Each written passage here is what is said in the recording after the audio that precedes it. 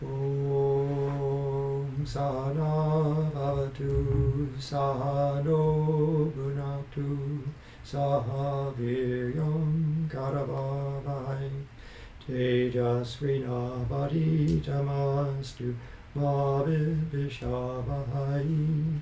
Om Shanti Shanti Shanti. May Brahman protect us, may he guide us and give us strength and right understanding. May love and harmony be with us all. Om peace, peace, peace. And good evening, everyone. We are in the middle of a lecture writing by Swami Ramakrishna, one of Ramakrishna's disciples. And this one is called The Message of Sri Ramakrishna.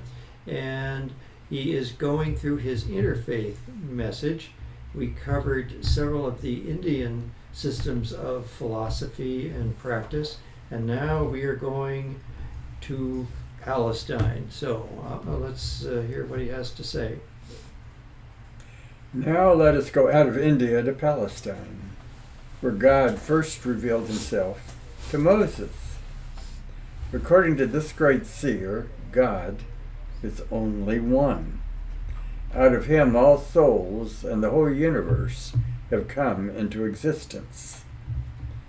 His thought has brought into existence everything. Moses did not believe in the eternity of the other two existences, matter and soul. Only God is eternal. The duty of every man is to worship him, to know him as the author of his being. To go to him, you must go away from all. He has brought into existence the universe, the angels, and all the other souls. Our primary duty should be to go to him. By moving away from these, God must be obeyed and meditated upon. He speaks through his prophets and through the conscience of all human beings as the one internal monitor of all. So the more you go inward, the more you go towards God, and the less you commit blunders.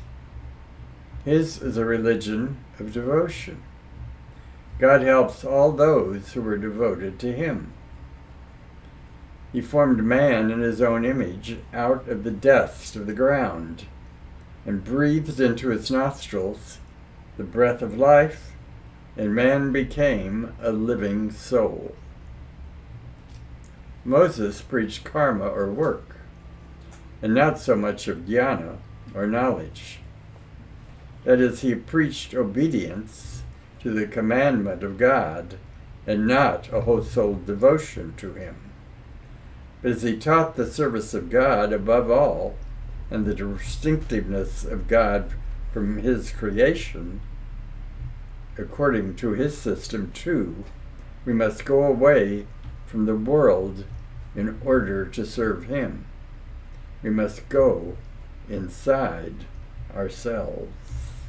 Well, that's an interesting summary of Judaism. I'm not sure exactly how accurate it is, and of course there are different schools too. It doesn't go into the more mystical aspects of Judaism, so it's hard to know. This is probably not terribly comprehensive, but what little I know, of course, is that there are a lot of Jewish laws that need to be obeyed. That's the way you show your devotion to God, is through adhering to the various rules and regulations, the kinds of things, the ceremonies and so forth. And also it emphasized that God revealed himself through history, which I think is an important aspect to keep in mind, because it's why they take the scriptures, and why the Christians originally took the scriptures so literally, is that it was that God was revealing himself through history, and so things had to be historical. They couldn't be metaphorical, things like the story of Adam and Eve and so forth, which I think comes off much better as mythological and metaphorical than it does as historical. But I think he did hit on the good point here that Moses was preaching karma, and that certainly I think is accurate. That it was through doing all these various observances that one remembered God. So every time you did one of these particular ceremonies or adhered to one of the laws, you would be remembering God and your relationship with God. You had a covenant with God. In some sense, it was almost legalistic, you could say, a legalistic arrangement with God. Maybe that's why the Jewish people are such good business people. They have this sort of built into their psyche. All right, so let's go on now to, we're going to talk about Christ here. Then Christ came and preached jnana, or that wisdom which teaches men to know God as the greatest thing and to love him with the whole heart, mind, and soul as the highest duty. He did not preach karma so much as Moses had done before him. Moses was more rajasic, or active, according to our view, than Christ. Christ was sattvic. He was much more introspective than Moses. Moses realized God outside himself in a bush, but Christ realized the kingdom of heaven inside himself. If that kingdom is inside you, God is inside yourself. You must then go inside yourself to love him with all your mind, with all your heart, with all your soul, and must worship him enthroned in your heart. The process taught both by Moses and Christ, therefore, was also the same as that taught by Shankara and others. You must go inside yourself to realize God. Yeah, so that's certainly accurate, that they all end up at the same place. You're going inside. You're trying to have an internal process here going on with God. Although, I think Christianity is more universal than this. This is a pretty broad stroke summary. We normally think of Christianity, at least as it's taught by the church, as of course more of a bhakti religion, where it's your devotion to Jesus that is the most important thing. But that doesn't necessarily mean that that was Jesus's original intent, that he intended to be preaching a religion that said you all have to worship me. And indeed, he did have that mystical side, of course, to him, where he was telling people to go inside and realize the kingdom of heaven that is inside you. But that wasn't the sole message of his teachings. He also taught the Lord's Prayer. So he really taught all three aspects, as is often pointed out, that he would talk about you and God the Father, and then he would talk about how you're the branches and he was the vine, and he would talk about the kingdom being inside of you. The kingdom of heaven is within. So he really taught all three aspects, Advaita, Vishishta Advaita, and Dvaita, all at the same time. Now, of course, also it's interesting that Ramakrishna feeling that he didn't preach karma, but some of the early Protestant traditions certainly emphasized that. They said that salvation was through work, and that's of course where you get the Protestant work ethic. So their interpretation of what Jesus said was very much oriented towards karma. And of course, if you read the Sermon on the Mount and you read the more mystical side of Jesus, and certainly you get it from the Gnostic Gospels as well, you do see that Jesus was teaching a very deep jnana yoga. It's just that's not the way most of the Christian denominations have ended up preaching it. It's ended up almost exclusively a bhakti, and then as the Protestants took it over, a karma type of following. So very interesting that how things get changed depending on people's interpretations. So we will go on. Now we're going on to Islam. The same thing was preached later by Muhammad. Muhammad was a great devotee of God. He could not reconcile himself to the religion which was then in vogue in his country. He used to go to the Syrian markets with the images of gods, and he would reflect within himself, how can these be God? For he cannot be created by man. Later on, when he was employed as a shepherd by Khadijah, while his flocks were grazing, he used to meditate upon God and pray to him for illumination in the cave of Mount Hara near Mecca. One day, by the grace of God, illumination came, when in a moment he went to the seventh heaven, led by the angel Gabriel. It is said that although he blindfolded himself with 7 layers of cloth, still he could not get rid of the light of illumination. This story shows that Muhammad's light was that of inner illumination. That is, his inner mind was illuminated by wisdom. From that day onward, words of wisdom came out of him, which the wisest men of those days could not utter. When we study the Quran, we cannot fail to hear the direct words of God pouring out of the heart of Muhammad, the illiterate prophet. He was not at all educated in books. Still, his words were so impressive, so chaste and well chosen. The idea of God using him as his mouthpiece is forced upon one. This is very clear proof that real knowledge is to be found inside the self, beyond the region of the individual mind, as there alone can the universal mind of God sit supreme above all the minds of his creatures.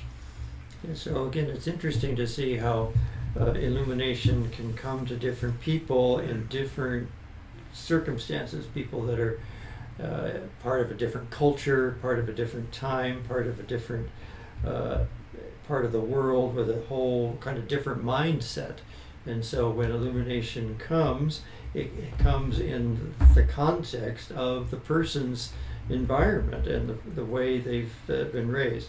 And it's also interesting to see that, again, just as we had differences in interpretation for Christianity,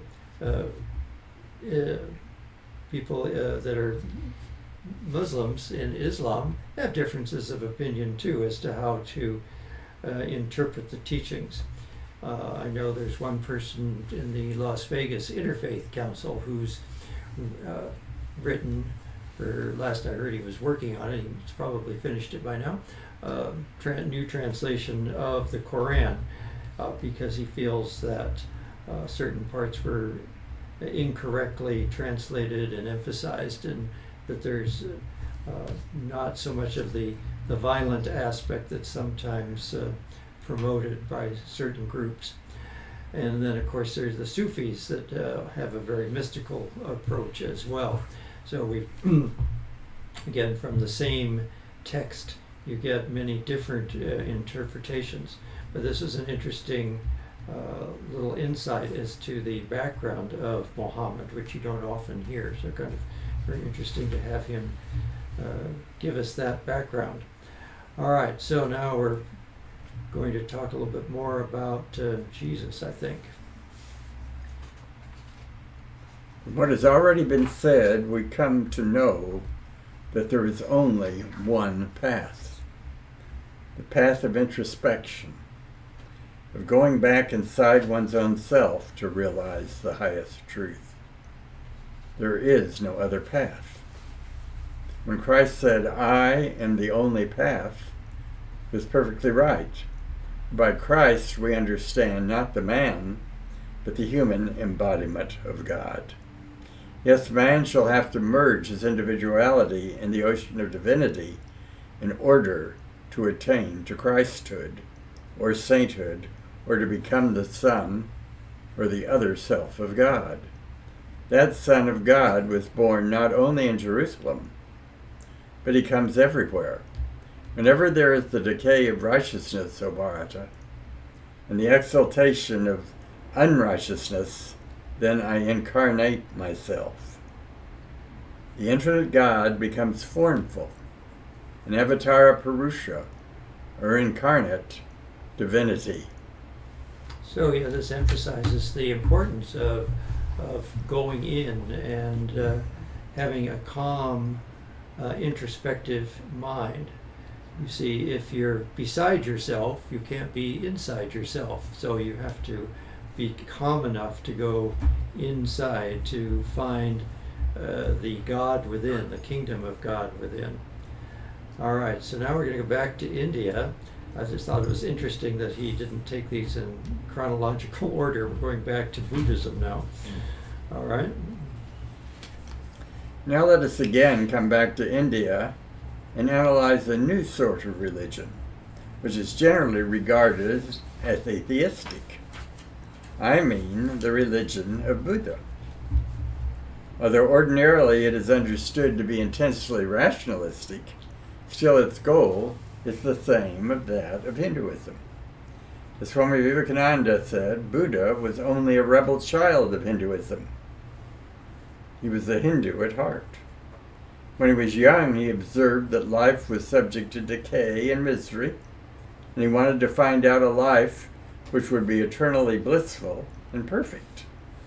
So he ran away from his palace, and in the solitude of the forest, he began to seek a path to eternal life, which would enable him to escape death.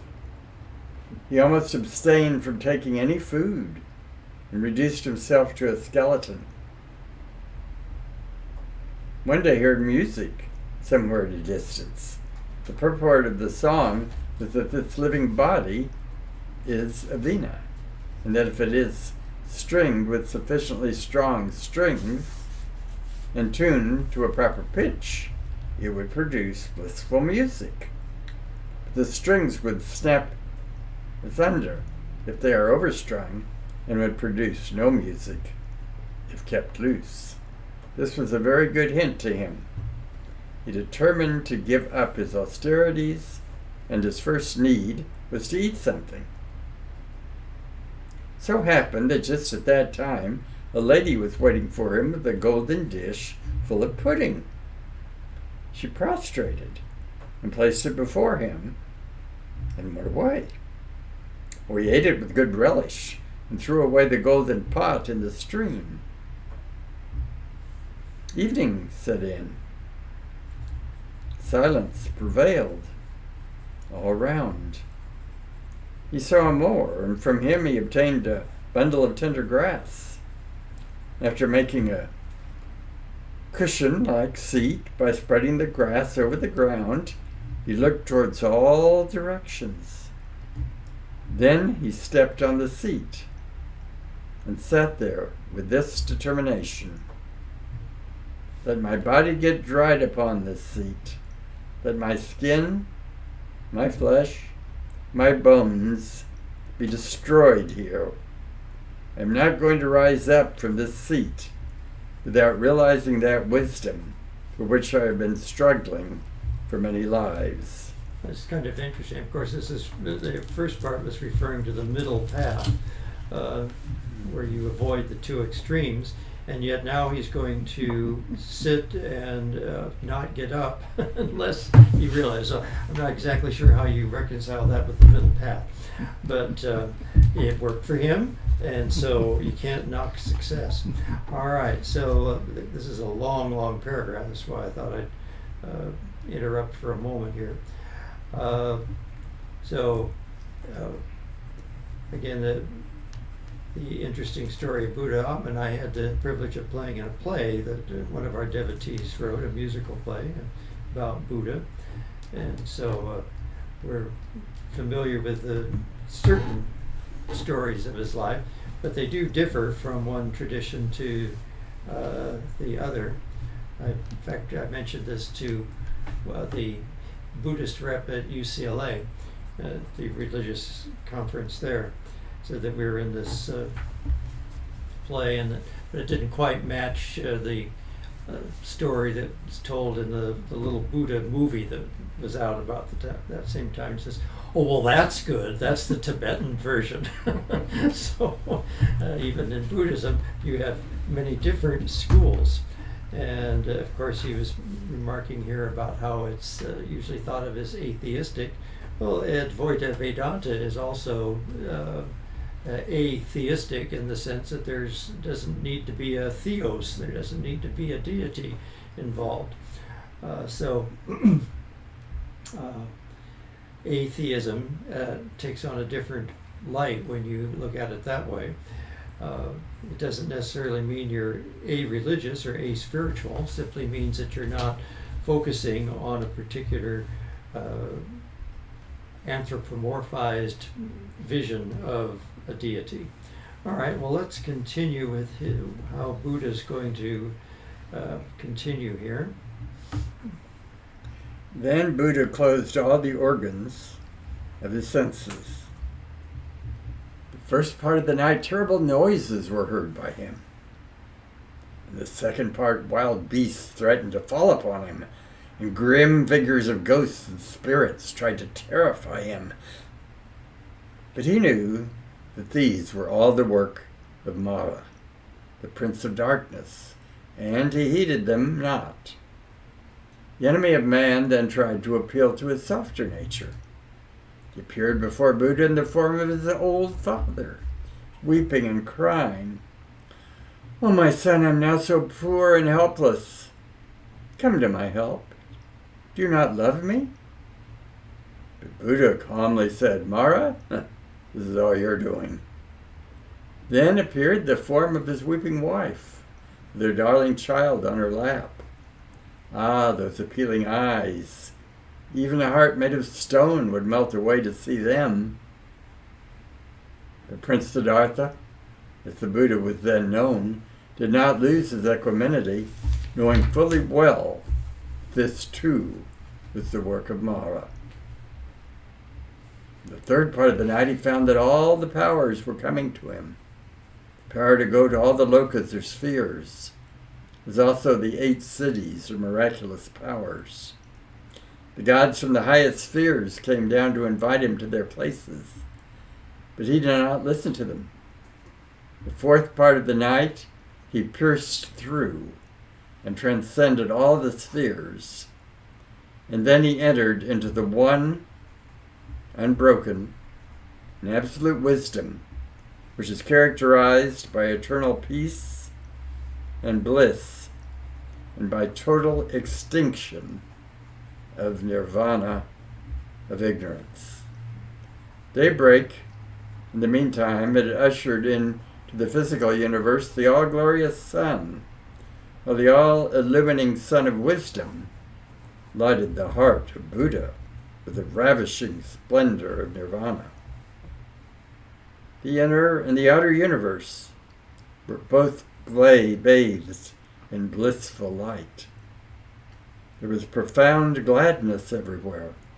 Yes, so the descriptions of illumination, of course, are similar from different people that have experienced that state of illumination. Swami Brahmananda used to say, light, more light, there's no end to the light. It's like a million suns illuminating within. And so the description is the same, even though the paths may be different. And so the different religions just give us different ways of trying to calm our outgoing senses and turning inward and remembering God. So constant remembrance of God and having the ability to turn our attention inward rather than just outward are usually seen as the keys to different religious spiritual practices. So let's continue with Buddhism here and see what he's going to say. He's got some more to say here. Buddha was so much enamored of the tree under whose shade he had realized nirvana that he went around it many a time in gratefulness. When the first wave of his transport had passed off, he began to think whether to keep the all-blissful wisdom confined within himself or proclaim it to all people and have them enjoy it as well. His all-loving soul preferred the latter course. He resolved to preach and make known everywhere what he had realized. His first proselytes were some ungrateful disciples who had left him at a time when he needed their help very much, during the period of his severe austerities. For whom the peaceful Buddha slowly emerged from the wilderness, he first saw them at a distance. They also perceived him coming towards them, and one of them said, "I will never offer him a seat." The other said, "I will not give him even a pitcher of water." Still another said, "I'll not care to talk to him politely." Slowly and silently, Buddha approached them. Then he who said that he would not offer him a seat was the first to offer him one. And he who said that he would not give him a pitcher of water was the first to bring him water. Strangely enough, they had to do exactly what they did not want to do. He preached first at Gaya, then at Varanasi, and then at other places. So in some sense you could say this is religion is being caught and not taught. So before they were taught, they were being caught simply by the radiant splendor of the Buddha. I was kept expecting him to say that they perceived that radiance coming from him, but he didn't say that. So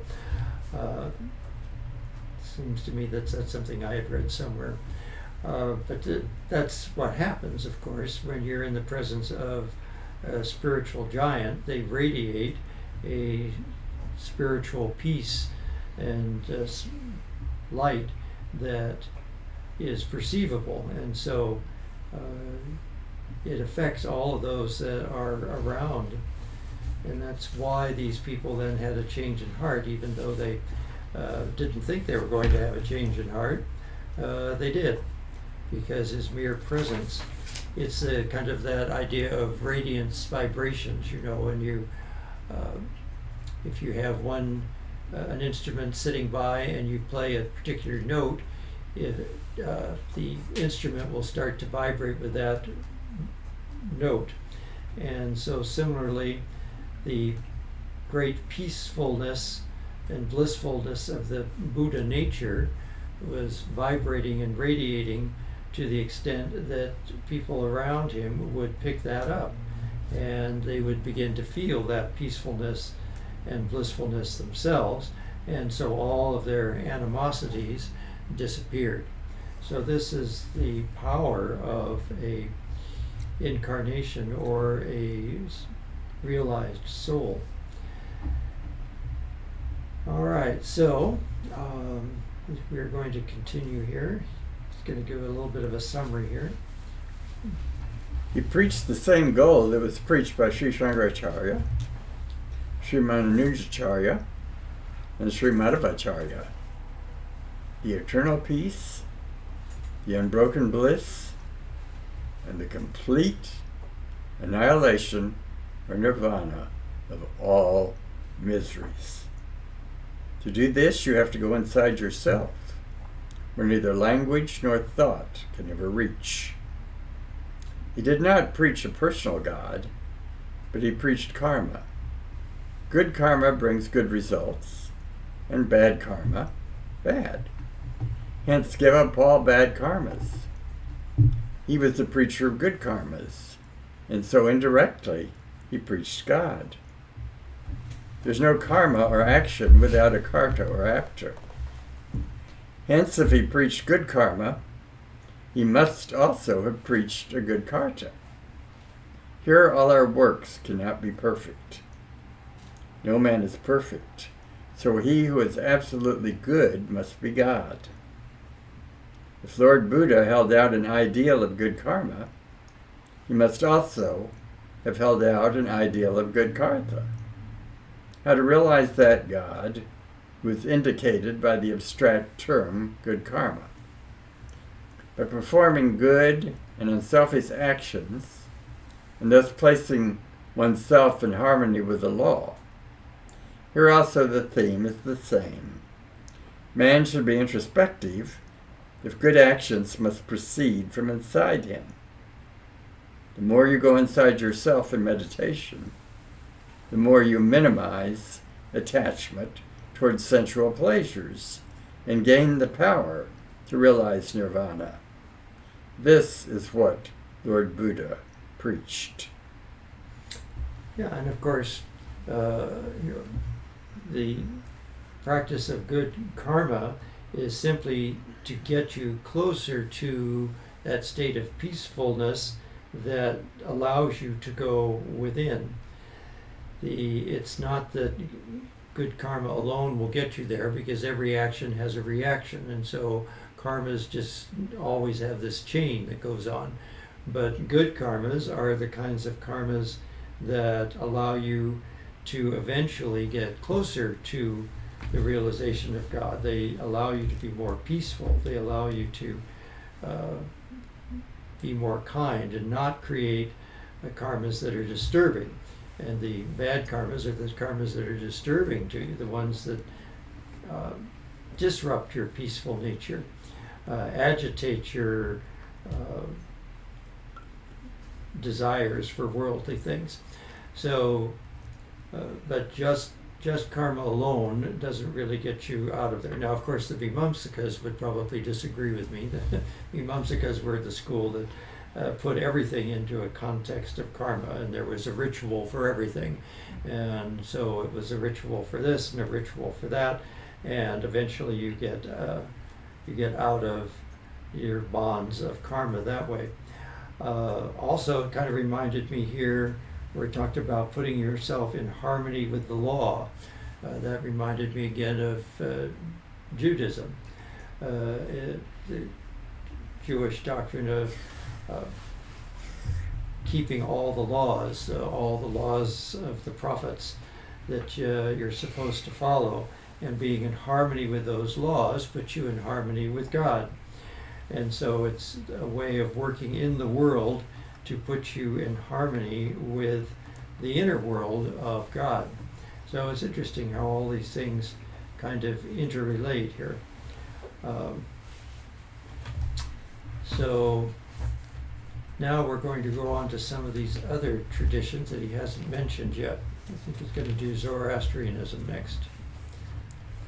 In expounding Hinduism and Buddhism to you, I have expounded Jainism and the systems of Nanak, Kabir, Dadu, Latsi, and others as well, for they are more or less analogous to them. Now let us take Zoroastrianism. Here also the method of realization is the same. Ahura Mazda is the living God of the whole universe.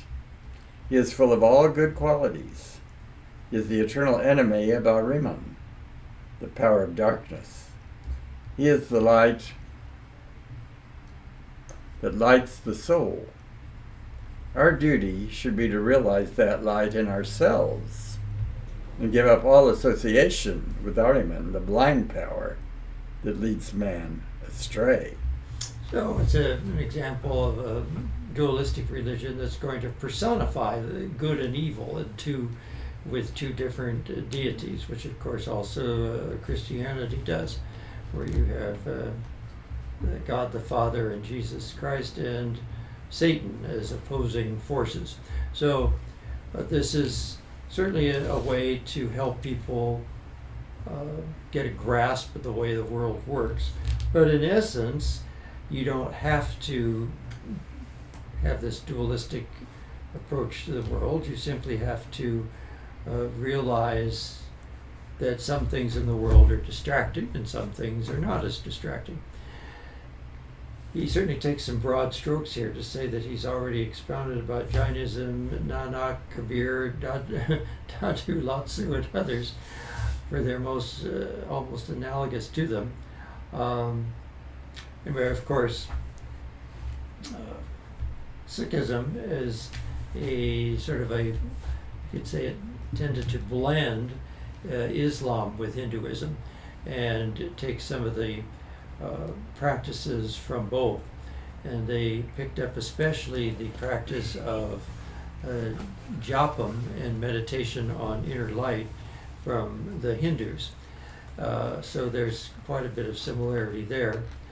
Lao Tzu with Taoism, they also talked about a whole that was split into a duality, and yet everything contained the wholeness, and everything contained the duality. It's sort of a microcosm and macrocosm. If you look at the yin-yang symbol, you can see that it's emphasizing the idea that the microcosm is embedded in the macrocosm, and the macrocosm is reflected in the microcosm. That's the way I would summarize that one. And in Zoroastrianism, it's also, of course, influenced Christianity, and that's the dualistic aspects of Christianity were, in some sense, absorbed into Christianity, and perhaps some of the festivals and practices of Zoroastrianism were also assumed into Christianity after Jesus had died. So this was the way that different cultures of the Mediterranean region would have absorbed Christianity and incorporated ideas that they already had from these other traditions. In fact, I think the date for Christmas actually is thought to have perhaps come from the Zoroastrian tradition. All right, let's continue here. Thus, after analyzing the various religions of the world, we see that although they proceed from different personalities and may apparently differ, they all lead to the same goal. Similarly, the one God has several names: Ishvara, Vishnu, Allah. This is what has been realized by Sri Ramakrishna. The experiences of that sage, who you know was an illiterate man, harmonize with the perfectly rational interpretation of the religious experiences of the world. We have no right now to regard the religion in which I am born, or you are born, as the religion, and all other religions as no religions. It is not possible for me to analyze properly even one religion. Study deeply and see for yourselves the truth of what I have tried to expound. After what has been said, it is beyond doubt that every religion is a path leading to the same goal, God. There are as many paths leading to God as there are individuals in the universe. Every man has to select his own path. Yeah, now this idea that Ramakrishna was illiterate, I think, is a bit overemphasized. He wasn't completely unschooled. He certainly was able to read and write to a certain extent. He didn't like school. He didn't finish very many grades, but he certainly finished some of the elementary school grades and was not completely illiterate. He didn't emphasize learning by books, certainly, either. He didn't need to. He could listen to other people expounding the stories and from the Puranic literature, the Mahabharata, the Ramayana especially, the Bhagavatam, and he would listen to pundits talking about the various schools of Vedanta philosophy, and he just absorbed it because it was part of his own nature. It was simply being reawakened in him. And so he didn't need to study books or go to universities to find all this out.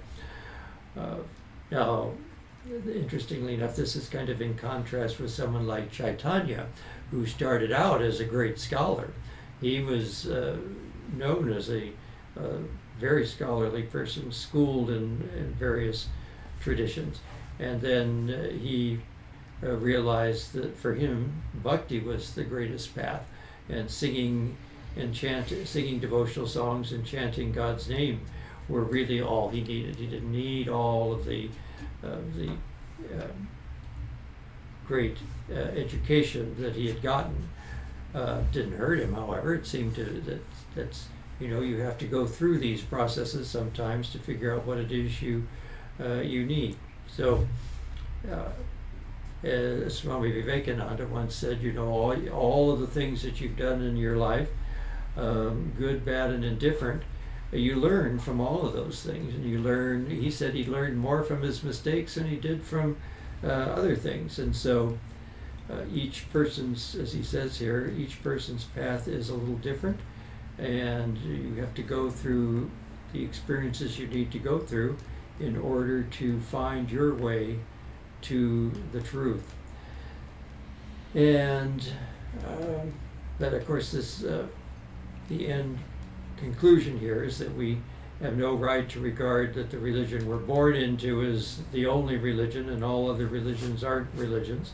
That of course is Sri Ramakrishna's basic message here, a message of universal truth of religious paths, even though they are put in many different lights.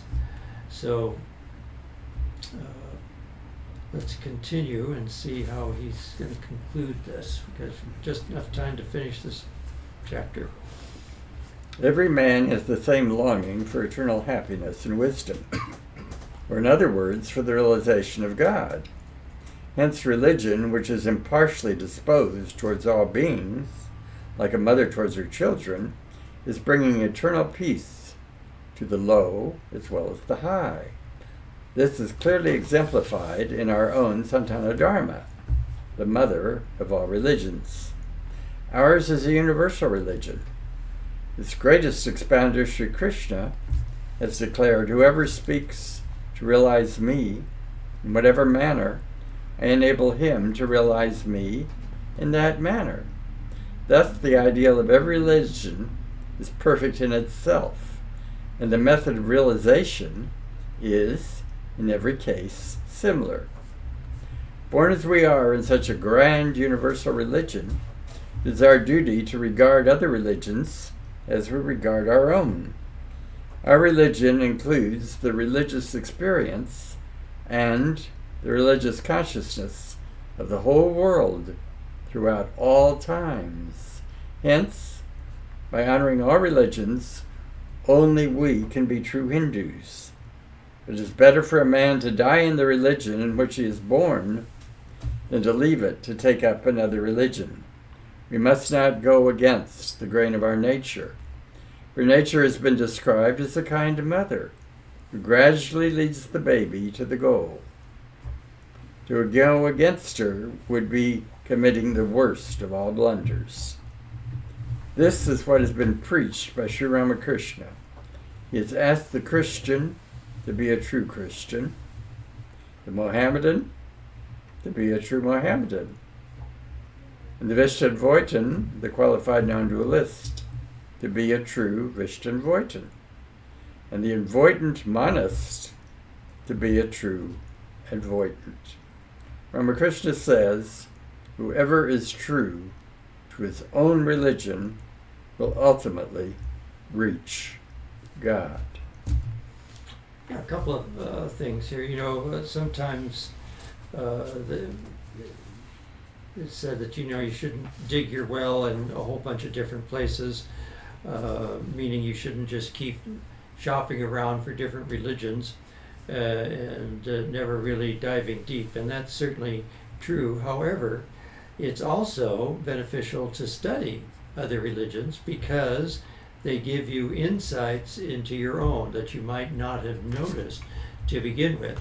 I've known several people that have come here who, after attending lectures for a few years, realized that many of these same things were in the tradition that they came from. Might have been, say, Judaism or Christianity, for example, and that they just hadn't seen it before. It just wasn't put that way, or the way it was put just didn't ring somehow to them. And so it certainly is, you're not wasting your time by looking at different paths and different religions, but you also have to make sure you're focusing on one.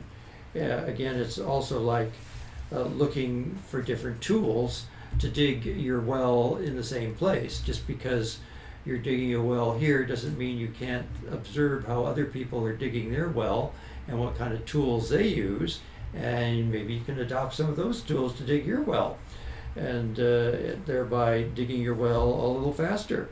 So that's certainly something to keep in mind. And another thing is that it seems with reincarnation, many of us find that we have some skaras from other traditions.